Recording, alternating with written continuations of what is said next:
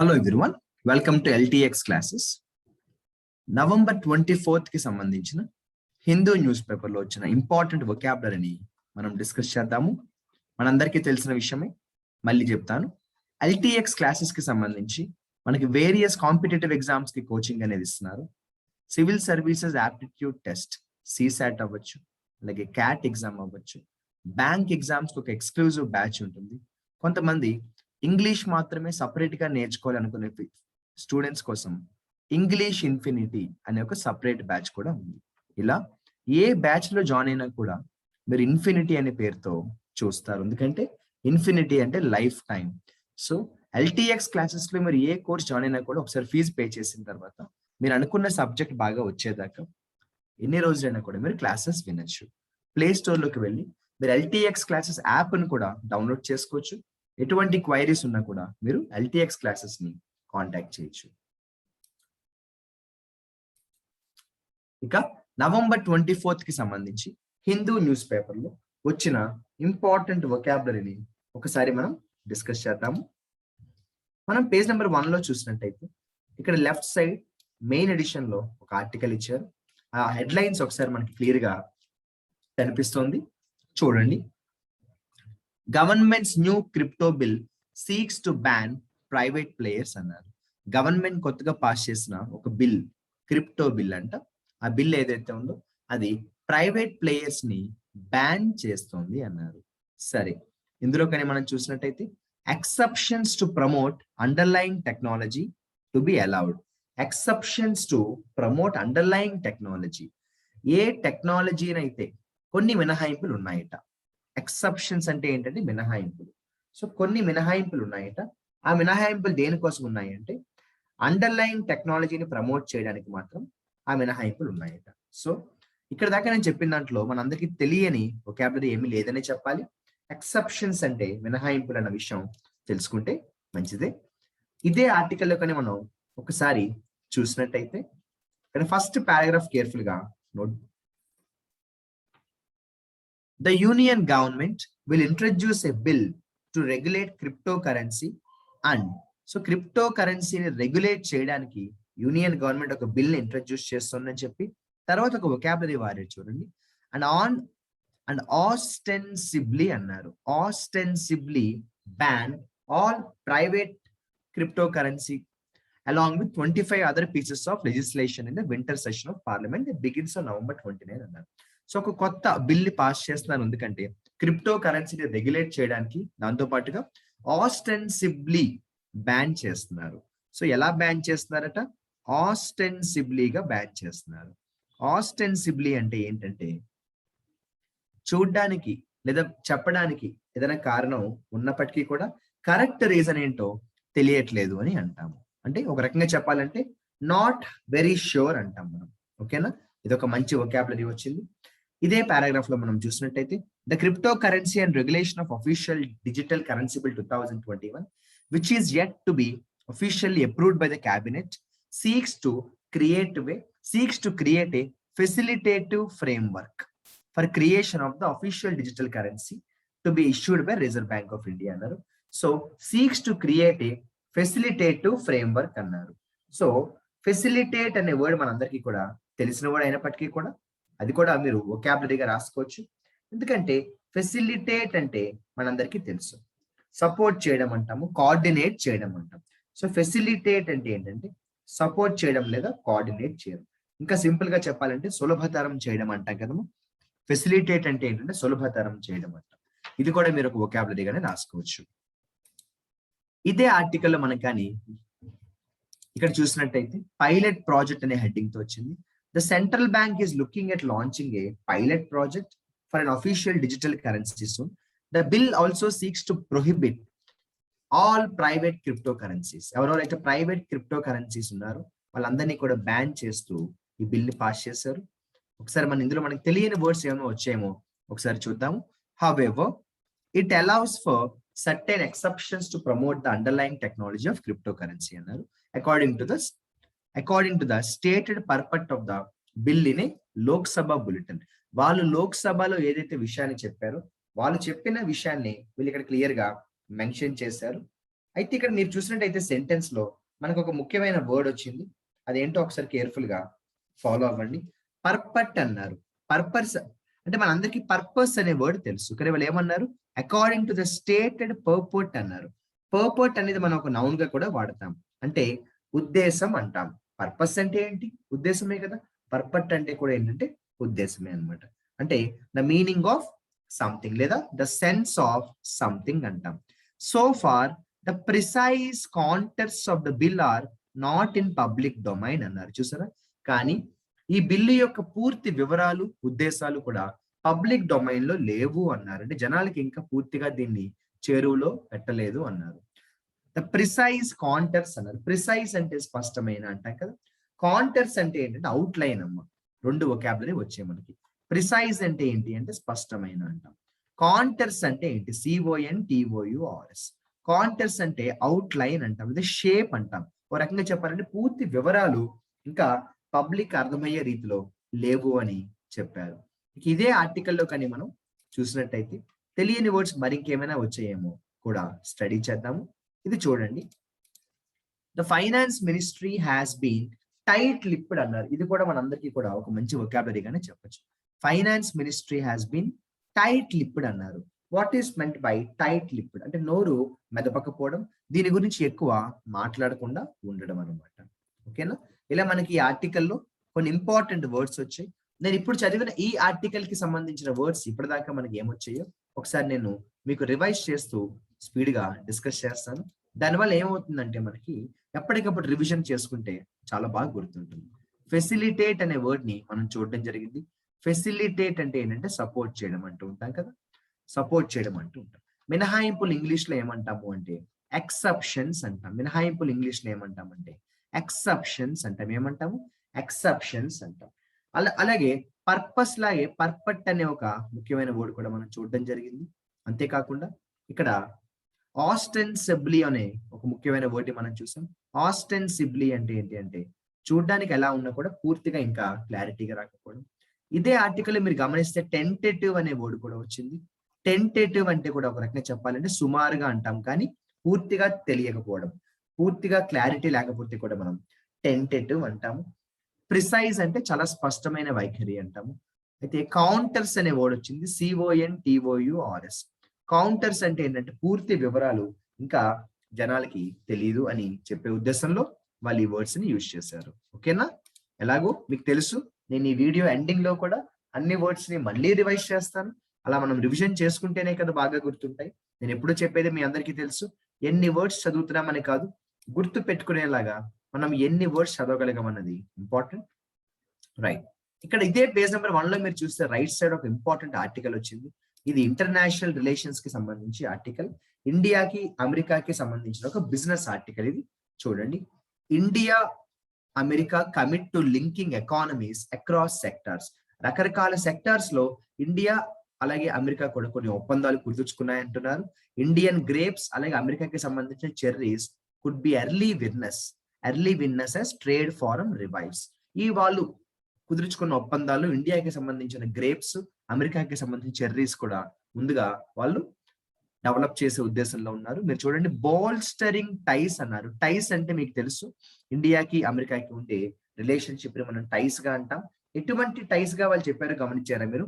బాల్స్టరింగ్ టైస్ అన్నారు. బాల్స్టరింగ్ అంటే బలపడుతున్నా అంటాం కదమ్మా, సపోర్టివ్ గా మారుతున్నా అంటాం. బాల్స్టరింగ్ అంటే ఏంటమ్మా? బలపడుతున్నా లేదా సపోర్టివ్ గా మారుతున్నా అంటాం. ఇదే ఆర్టికల్ దగ్గర మనం పేజ్ నెంబర్ 1 లో ఫస్ట్ పారాగ్రాఫ్ లో చూసినట్టయితే మనందరికీ తెలిసిన వర్డే అయినా కూడా నేను మళ్ళీ చెప్తాను, కొంతమంది తెలియకపోవచ్చు. కేర్ఫుల్ గా అబ్జర్వ్ చేస్తే the United States and India committed to integrating their economies across sectors to harness. Harness అంటే ఏంటి అంటే పూర్తిగా దాన్ని యూటిలైజ్ చేసుకోవడం అనమాట. అంటే ఉన్నదాన్ని పూర్తిగా మనం వాడడం అనమాట. లేదంటే ఒక రకంగా చెప్పాలంటే బాగా దాన్ని డెవలప్ చేయడం. To harness the untapped potential అన్నాం. పొటెన్షియల్ అంటే నేను చెప్పాల్సిన అవసరం లేదు, శక్తి. పొటెన్షియల్ అంటే బలం. అన్టాప్డ్ పొటెన్షియల్ అన్నారు. అంటే ఇప్పటిదాకా ఏదైతే బలం ఇంకా వాడవలసినది కొంత ఉందో, ఏదైతే టాలెంట్ ఇంకా వాడవలసిన టాలెంట్ కొంత ఉందో, దాని గురించి చెప్పేటప్పుడు అన్టాప్డ్ పొటెన్షియల్ అంటాం. అన్టాప్డ్ పొటెన్షియల్ అంటే ఏంటి? అన్టాప్ అంటే ఏంటంటే వెలికి తీయడం అంటాం కదమ్మా, వెలికి తీయడం అంటాం. ఓకేనా? At the trade policy forum conveyed after a gap of 4 years. Conveyed అంటే 4 ఏళ్ల గ్యాప్ తర్వాత ఈ ఫారం అనేది మళ్ళీ జరిగింది, మీటింగ్ అనేది జరిగింది. కన్వేడ్ అంటే ఇక్కడ మీటింగ్ అంటాం. అలా మనం ఇక్కడ చూసినట్టయితే మనకి ఇంపార్టెంట్ వర్డ్స్ ఖచ్చితంగా వచ్చాయని చెప్పొచ్చు. అవకాశం ఉంటే మీరు కూడా ఒకసారి ఈ ఆర్టికల్ ని పూర్తి స్థాయిలో చదివి తెలియని పదాలు ఏమైనా ఉంటే చక్కగా మీరు రాసుకోండి. అయితే మనం పేజ్ నెంబర్ 5 లో కానీ వెళ్ళినట్టయితే ఒక ఇంపార్టెంట్ ఆర్టికల్ వచ్చింది. దాంట్లో కొన్ని ఇంపార్టెంట్ వర్డ్స్ వచ్చాయి. వాటిని నేను మీకు పరిచయం చేస్తాను, క్లియర్ గా ఎక్స్ప్లెయిన్ చేస్తాను. ఆల్రెడీ మనకి గత కొన్ని రోజుల నుంచి కూడా డైలీ మనం చెప్పుకుంటున్న వొకాబులరీ క్లాసెస్ లో ఈ ఆర్టికల్ గురించి మనం మాట్లాడుకుంటున్నాము. కేరళకి సంబంధించి ఒక బేబీకి సంబంధించి, అంటే ఆ బేబీ నా బేబీ అని ఒక మహిళ క్లెయిమ్ చేయడము, దానికి సంబంధించి డిఎన్ఏ టెస్టులు కొన్ని జరగడము, ఇలా దానికి సంబంధించిన ఇష్యూ అనేది అవుతుంది. మొత్తానికి ఆ ఇష్యూకి ఒక సమాప్తం వచ్చింది, ఒక ఫుల్ స్టాప్ పడింది అని అనుకోవచ్చు. డిఎన్ఏ టెస్ట్స్ ఏవైతే జరిగాయో కన్ఫర్మ్ చేశాయి. ఏమని అంటే Kerala women's claim on baby, ఆ బేబీ నాదే అని అంటున్న ఈ మహిళ మాట నిజమే అని డిఎన్ఏ టెస్ట్లు కూడా రుజువు చేశాయట. క్లెయిమ్ అన్నారు, CLAIM క్లెయిమ్. యాక్చువల్ గా ఈ క్లెయిమ్ అనే వర్డ్ మీరు చూసినట్టయితే మనం నిన్న చెప్పుకున్న వొకాబులరీ సిరీస్ లో కానీ మొన్న చెప్పుకున్న వొకాబులరీ వీడియోలో కూడా మరొకలా వాడేము. ఉదాహరణకి భారీ వర్షాలు, వరదలు కూడా కొంతమంది ప్రాణాలను బలి కొన్నాయని చెప్పడానికి కూడా మనం క్లెయిమ్ వాడతాం. ఆ క్లెయిమ్ వేరు, కానీ ఈ క్లెయిమ్ వేరు. నాది అని చెప్పడాన్ని ఏమంటామంటే మనం ఇక్కడ క్లెయిమ్ అంటాం. ఒకసారి మనం కానీ ఇక్కడ ఈ ఆర్టికల్లో చూసినట్టయితే మంచి వొకాబులరీ ఏమొచ్చాయో ఒకసారి మనం స్టడీ చేద్దాము. కేర్ఫుల్ గా ఫాలో అవ్వండి. రైట్, ఈ ఫస్ట్ పారాగ్రాఫ్ లో వాళ్ళు ఇచ్చిన దాంట్లో ఇంపార్టెంట్ ఆర్టికల్స్ ఏమున్నాయో ఒకసారి మనం చూద్దాం.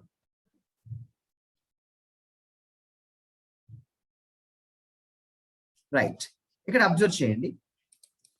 అనుపమ, ఆ మదర్ పేరు Anupama, the biological mother of the baby. Biological mother అంటే తనే కన్న తల్లి అని చెప్తాము. The biological mother of the baby who was given in pre adoption foster care may get her son back in 2. Foster అంటే బాగా చూసుకోవడం అంటాం మనం, ఫాస్టరింగ్ అంటాం, బాగా చూసుకోవడం. ఓకేనా? ఫాస్టర్ అంటే టేకింగ్ కేర్ అంటాం. అడాప్షన్ అంటే దత్తత తీసుకోవడం, అడాప్షన్ అంటే దత్తత తీసుకోవడం. ఓకేనా? The Kerala government is likely to move the family court Tirunanthapuram with a plea to advance the hearing in the adoption case. Plea. What is the meaning of the word PLEA? Plea. Plea అంటే ఒక request గా మనం చెప్తాము. Plea అంటే ఒక request గా చెప్తాము. ఈ అడాప్షన్ కేసులో which has been posted for November 30 in the wake of DNA test confirming that. ఏవైతే డిఎన్ఏ టెస్ట్ జరిగాయో ఆ టెస్ట్ల ప్రకారం ఏంటి అంటే అని చెప్పేసి తర్వాత ఆ ఇన్ఫర్మేషన్ వాళ్ళు ఇక్కడ మెన్షన్ చేయడం జరిగింది. ఇదే ఆర్టికల్లో కానీ మనం ఇక్కడ సెకండ్ పారాగ్రాఫ్ లో చూసినట్టయితే ఇదిగోండి ఇక్కడ చూడండి. The DNA test results were ready by Tuesday afternoon, thus ending the months long uncertainty over the biological parenthood. Parenthood అంటే ఎవరు అసలు పేరెంట్స్ అన్న ఒక సందిగ్ధానికి ఫుల్ స్టాప్ పడింది అంటాం. అన్సర్టెనిటీ అంటే సందిగ్ధం, క్లారిటీ లేకపోవడం, కన్ఫ్యూజన్ ఉండడం, కరెక్ట్ గా ఇన్ఫర్మేషన్ తెలియకపోవడం ఏమంటామంటే మనం అన్సర్టెనిటీ అంటాం. ఏమంటాం? అన్సర్టెనిటీ అంటాం మనం. ఓకేనా? రైట్, ఇదే ఆర్టికల్లో చూసినట్టయితే council for the department of women and child development will move the application for advancing the hearing on Wednesday while briefing the court. Briefing అంటే ఉన్న విషయాన్ని క్లుప్తంగా చెప్పడాన్ని ఏమంటే మనము బ్రీఫింగ్ అంటే మనం మామూలుగా అంటూ ఉంటాం, ప్రిసైజ్ రైటింగ్ అంటూ ఉంటాము, బ్రీఫ్ అంటూ ఉంటాం, బ్రీఫ్ అప్ చేయి అంటాం. అసలు ఏం జరిగిందో నాకు నువ్వు స్పష్టంగా చెప్పు అని చెప్పడాన్ని ఏమంటాం మనం? బ్రీఫ్ అప్ చేయి అంటాం మనం. అవునా కాదా? రైట్, ఇక్కడ మనం ఈ పారాగ్రాఫ్ చూసినట్టయితే చూడండి. When instructed by the court, the committee will also recall its legally free for adoption certificate issued to the baby earlier, which will enable the mother to claim her baby. Enable అంటే help చేయడం అమ్మ. Enable అంటే జరుగుతున్న ప్రక్రియకు సహకారం అందించడం. Enable అంటే ఒక రకంగా చెప్పాలంటే హెల్ప్ అని అంటాం. మొత్తానికి ఆ బేబీ తనది అని చాలా సపోర్ట్ కూడా వచ్చేలాగా కొన్ని డాక్యుమెంట్స్ ఉన్నాయన్నారు. The mother had been on a war path. చూసారా, ఒక ముఖ్యమైన వర్డ్ వచ్చింది. The mother had been on a war path అన్నారు. అంటే యుద్ధ భూమి అంటాం. వార్ పాత్ అంటే యుద్ధం. నిజమే కదా, తను కొన్ని నెలల నుంచి కూడా ఒక రకంగా యుద్ధం చేస్తున్నట్టే కదా ఆ బిడ్డ కోసం. That her baby be return to her and legal action taken against officials of the అని చెప్పేసి లీగల్ యాక్షన్ తీసుకోమని చెప్పడం కూడా మనం ఇక్కడ చూసాము. సరే, ఇదే ఆర్టికల్లో ఇక్కడ రైట్ సైడ్ ఇదే ఇష్యూకి సంబంధించి మరికొంత ఇన్ఫర్మేషన్ వాళ్ళు చెప్పే దీంట్లో మనకు కొన్ని వొకాబులరీ ఇవ్వడం జరిగింది. ఇదిగోండి, foster parents yearn for return of their little god అన్నారు. చూడండి, ఫాస్టర్ పేరెంట్స్ ఎర్న్, ఎవరైతే చూసుకున్నారో ఆ బిడ్డను, ఎర్న్, YEARN, ఎర్న్ అనే వర్డ్ కోసమే నేను మీకు ఈ ఆర్టికల్ ని పరిచయం చేశాను. What is the meaning of the word yearn? Yearn అంటే ఏంటంటే సఫర్ అవుతున్నారు, ఇబ్బంది పడుతున్నారు అంటాము. అంటే ఒక రకంగా చెప్పాలంటే స్ట్రగుల్ అవుతున్నారు అని కూడా అంటాం కదా, ఇబ్బంది పడుతున్నారు అంటాం. దేనికోసం అంటే మా లిటిల్ గాడ్ ని మాకు ఇచ్చేయండి. లిటిల్ గాడ్ అంటే ఆ బేబీని వాళ్ళు అలా పిలిచారు. చూడండి, people must understand our plight, PLIGHT, plight. Plight అంటే మేమున్న పరిస్థితి, మేమున్న సిచ్యువేషన్ అర్థం చేసుకోవాలి అందరూ కూడా అని చెప్తున్నారు. ఇదే ఆర్టికల్లో మనం కానీ కొంత లోపలికి వెళ్ళినట్టయితే ఇక్కడ ఫస్ట్ సెంటెన్స్ లోనే మనకు కొన్ని ముఖ్యమైన వర్డ్స్ వచ్చాయి. చూడండి, బ్యాట్లింగ్ గ్రీఫ్ అన్నారు.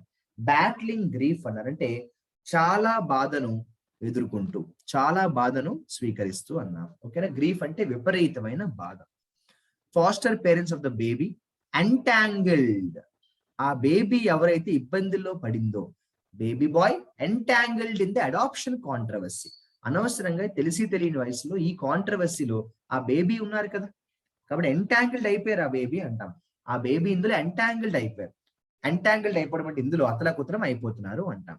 Are yearning for the return of the child, ఆ బిడ్డ మాకు కావాలి, మాకు ఇచ్చేయండి అని చెప్పేసి ఎర్న్ చేస్తున్నారు, అంటే చాలా ఇబ్బంది పడుతున్నారు, సఫర్ అవుతున్నారు.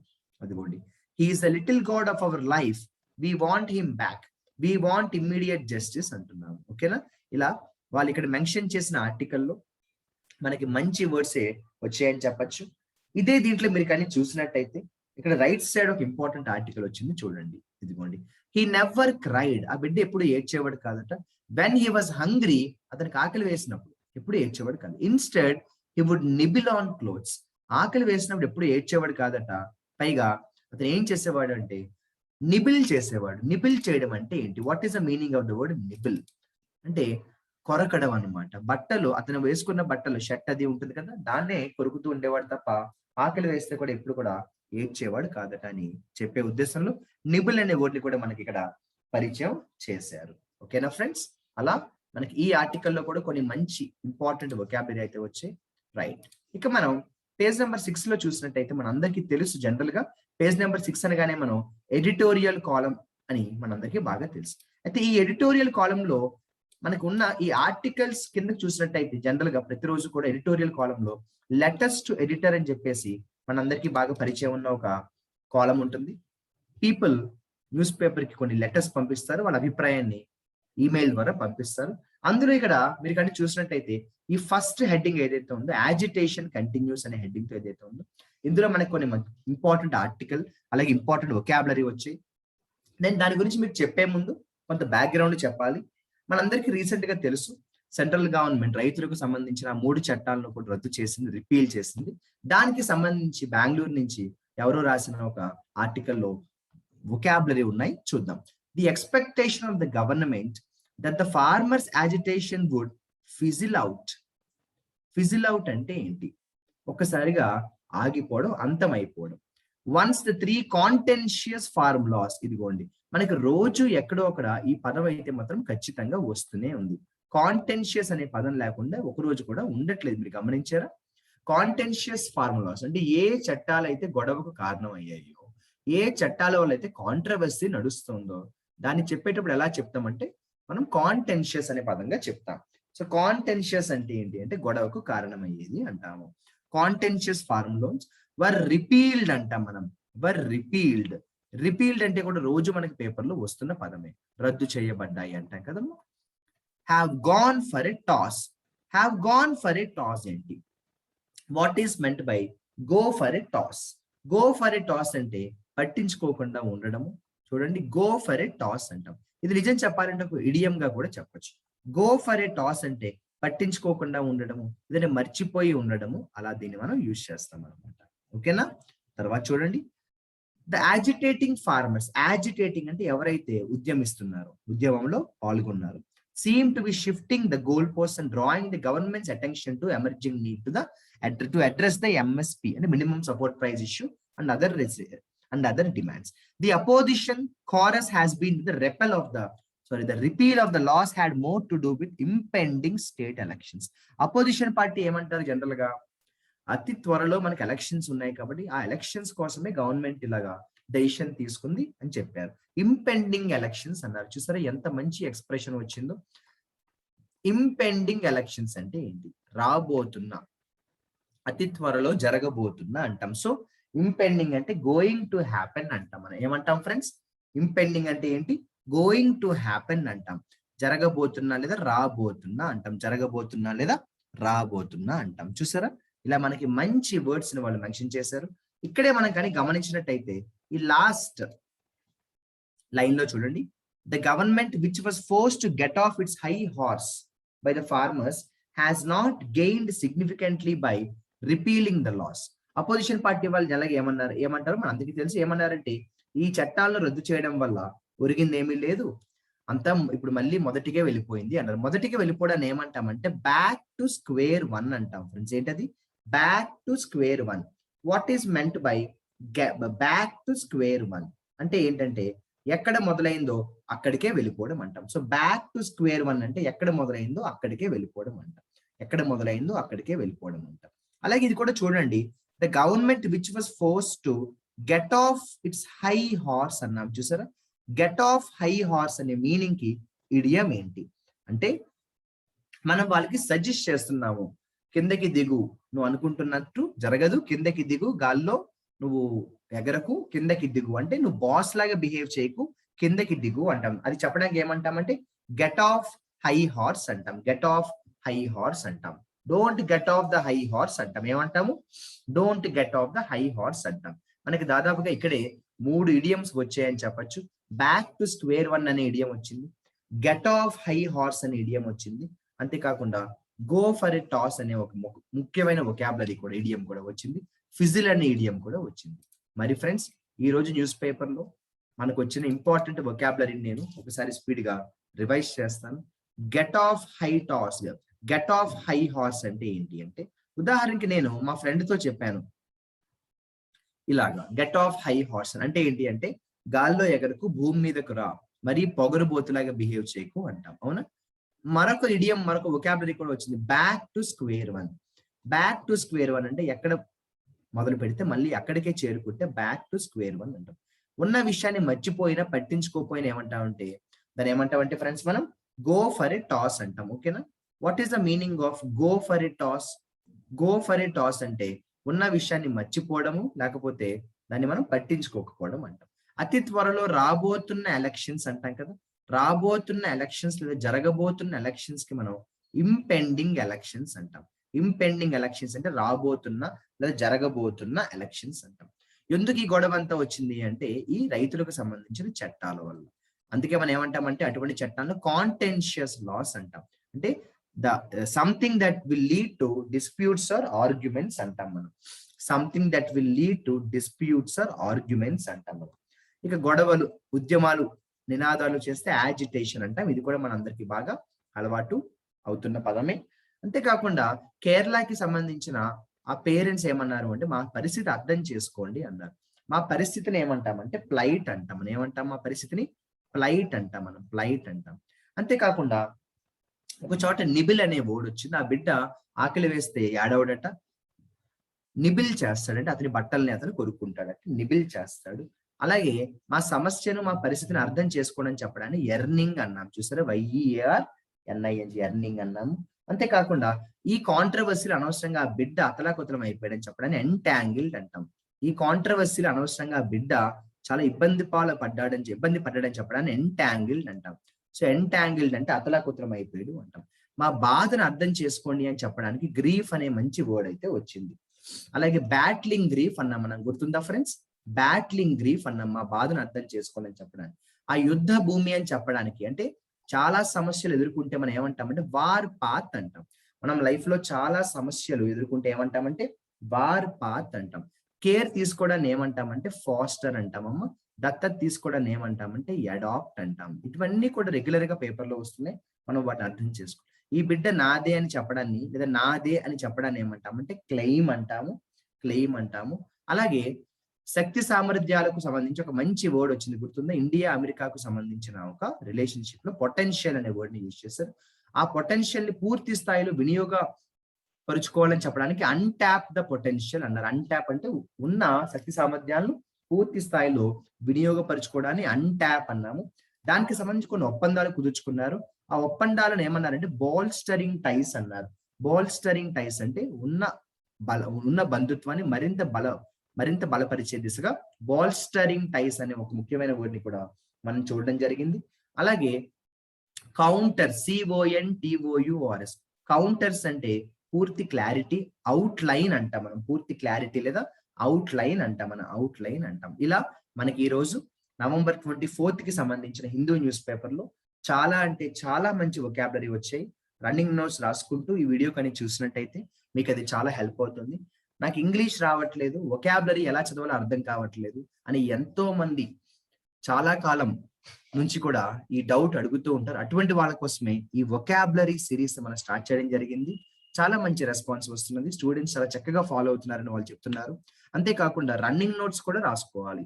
మనం వీడియో చూడడం ఇంపార్టెంట్ కాదు, వీడియో చూస్తే ఆ క్షణానికి గుర్తుంటుంది, కానీ తర్వాత మనం మళ్ళీ వాటిని మర్చిపోయే అవకాశాలు ఉంటాయి. మనం చేయాల్సింది ఏంటంటే ఆ వొకాబులరీని మనం 1కి 10 సార్లు చదువుకోవాలి. అలా చదువుకోవాలంటే మన దగ్గర ఆ వర్డ్స్ ఉండాలి. అంటే మనం చేయాల్సింది ఏంటి అంటే తప్పనిసరిగా మనం ఆ వర్డ్స్ ని కంపల్సరిగా రన్నింగ్ నోట్స్ లో రాసుకోవాలి. అలా కానీ మనం రన్నింగ్ నోట్స్ లో రాసుకున్నట్టయితేనే మనకి వొకాబులరీ అనేది బాగా గుర్తుంటుంది. ఓకేనా ఫ్రెండ్స్?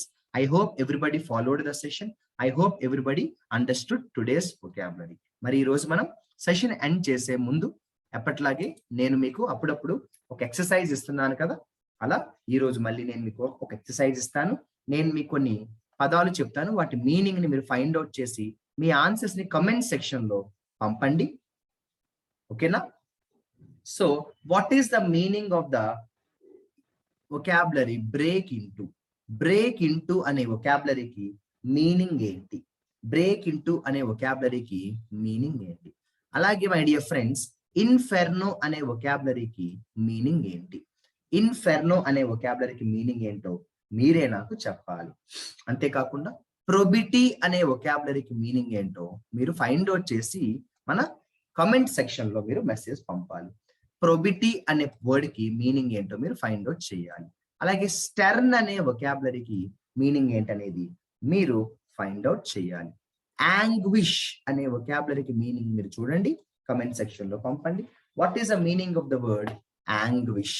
అలాగే డౌజ్డ్ అనే వొకాబులరీ యొక్క మీనింగ్ ని మీరు ఫైండ్ అవుట్ చేయాలి. డౌజ్డ్. ఇంకా 2 వొకాబులరీ ఇస్తాను.